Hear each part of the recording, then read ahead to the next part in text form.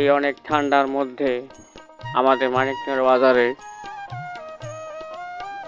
সবাই মিলে আগুন পোহাচ্ছে। দেখতেই পাচ্ছেন আমার কাকা রশিদ কাকা, এই পাশে আছে আরও অনেক কাকা, এখানে অনেক মুরব্বীরা আছেন। এই শীতের মধ্যে আগুন পোহাচ্ছেন।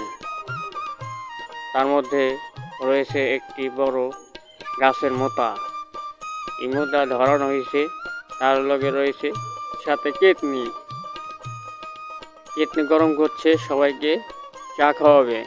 এই জন্য কেতনি গরম করে পানি গরম করতেছে, পানি গরম করে সবাইকে ফ্রি চা খাওয়ানো হবে।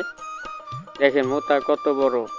এই মোতা ধরতে অনেক চেষ্টা করার পর ধরছে।